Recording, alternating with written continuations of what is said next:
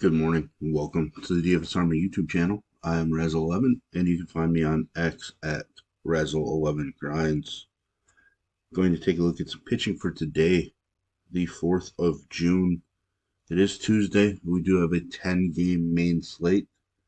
We do have one game with weather. It is in Wrigley, which is going to be pretty important since it looks like we could get winds up to 20 miles an hour blowing out in that ballpark. So pretty important game to pay attention to on this slate, especially for the Chicago Cubs bats. But we are here to look at pitching. A reminder, this is a first look at pitching options.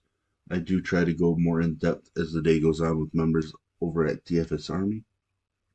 And I will be looking at DraftKings since that is where a majority of my action is. At the top, you get Luis Gil, who has been absolutely phenomenal for the Yankees. Taking on his former team.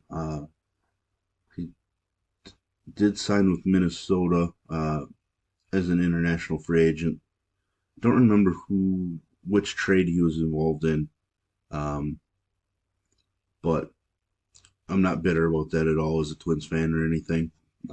He's been phenomenal the last three starts, just racking up strikeouts left and right. Um, just looks the part of a stud. Can have walk issues. He's kind of tamed him down a bit. His K prop is 7.5. Juices on the under, but still, it's a pretty strong K prop. He's a minus 170 home favorite in this one. Game total of 8. Juice on the under. He's been absolutely just filthy at home. Even more dominant than on the road. So definitely worth the 10.8K price tag, I do believe.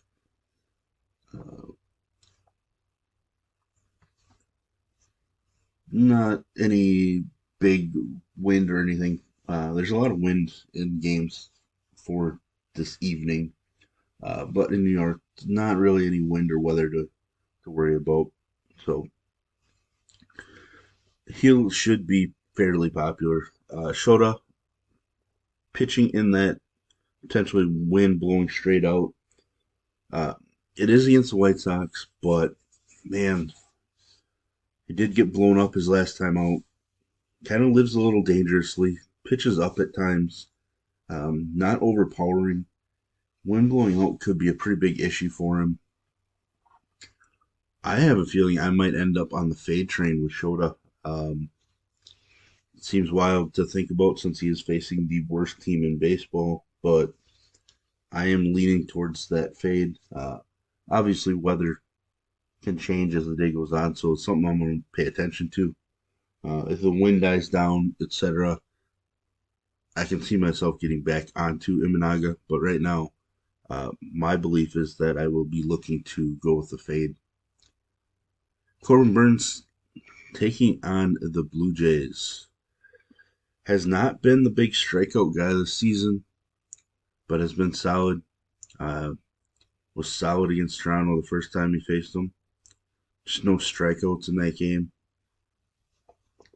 Interesting to see what his K prop actually is. I see it at 5.5 with juice very slightly on the under,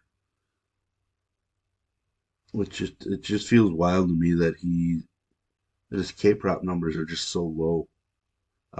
He is a minus 166 favorite in this game right now.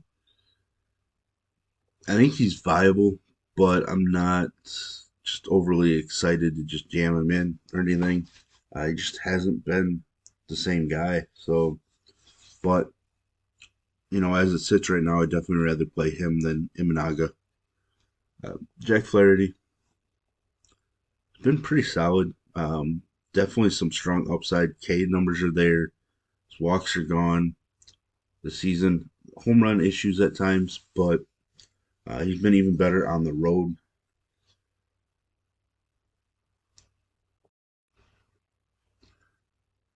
I don't love, taking on Texas in Texas with pitchers, but the Texas offense overall hasn't been as dangerous Game total in this one's just 7.5.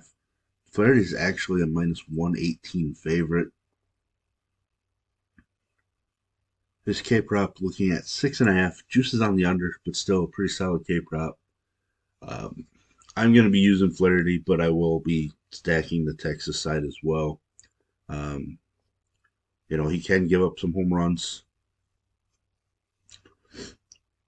So, I mean, he's capable of getting blown up. He did against Oakland this season as well, but he's also capable of a 40 fantasy point performance. Um, I don't really know that he's going to get 40 again. I think that was more of a revenge game, striking out 14.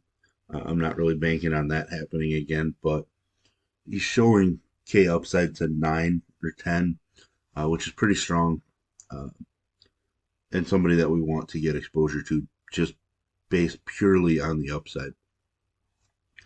Max Fried has been phenomenal on the road so far,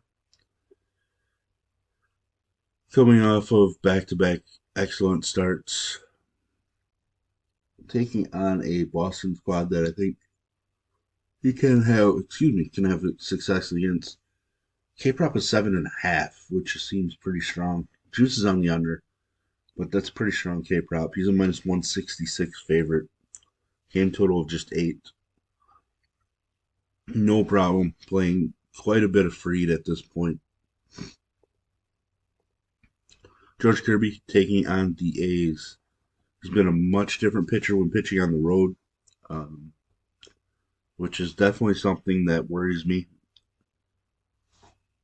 Each of his last 3 road starts, he's been in single digits in fantasy points. Obviously, we know there's a ton of upside against Oakland. They do strike out a ton, but they also do have some power.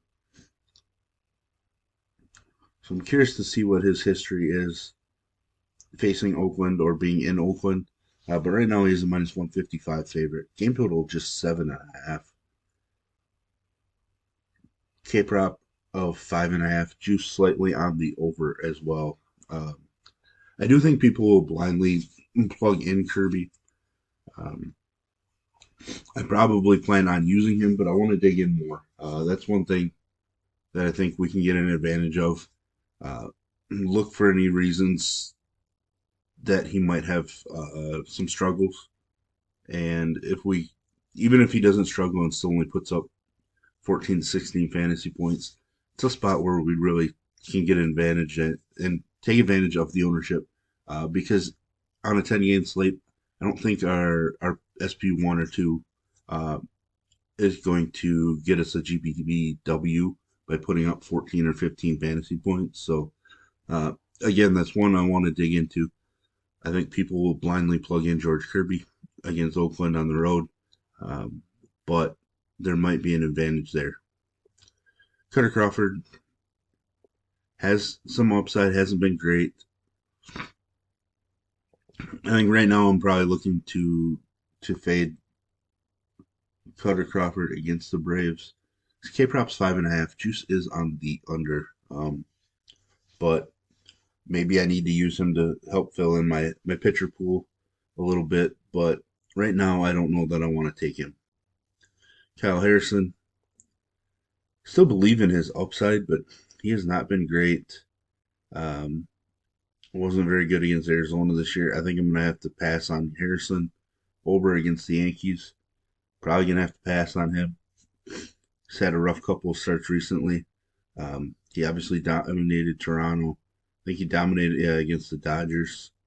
So he has the ability to shut down strong offenses, but I don't really want to take him on the road against the Yankees with the way that the Yankees bats are swinging it with power right now. Dane Dunning is somebody that I'm interested in for sure. K prop of just 5.5 with juice on the under, but um, was solid in his last start. Walks were an issue, of course, but uh, I like him against this Detroit squad. Faced them once already this year. Walks were an issue in that one, but he was still solid. He has been at his best when pitching at home, which is where he's at this evening. So I am very interested there. Miser making his major league debut. Uh, I'm going to want to dig into how he's been throwing it in the minors this year.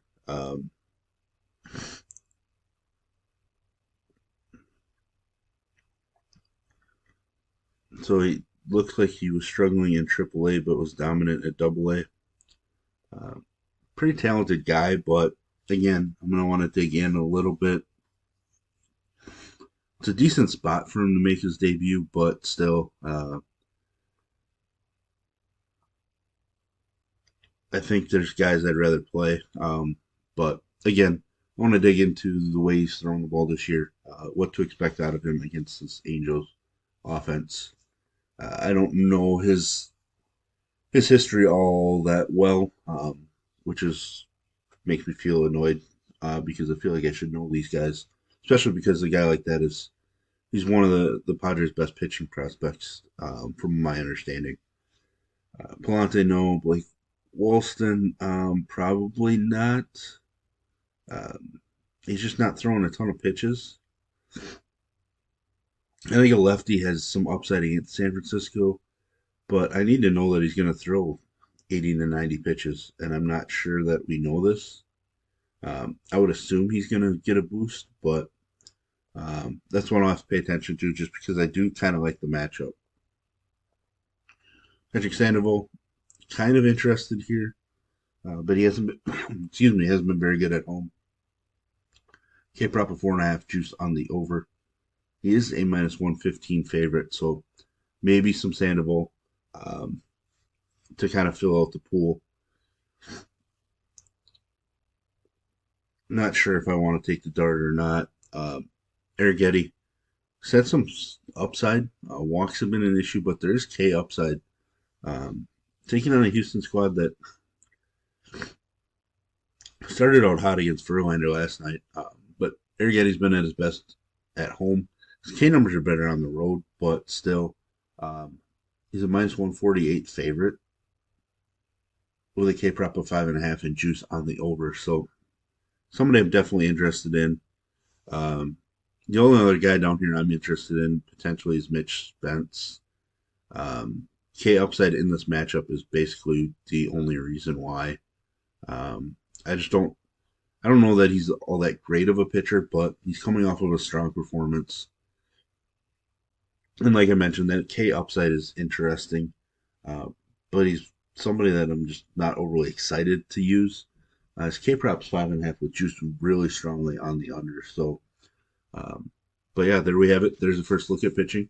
If you enjoy what I bring to you, please hit the like button, hit the subscribe button, turn the notification bell on, get the alert anytime we drop videos here at DFS Army. If you want to get access to our coaches, tools, sheets, Discord, etc., I will put links in the description below. You can use promo code RAZ, that's RAZ, for 10% off monthly. And as always, best of luck, everybody.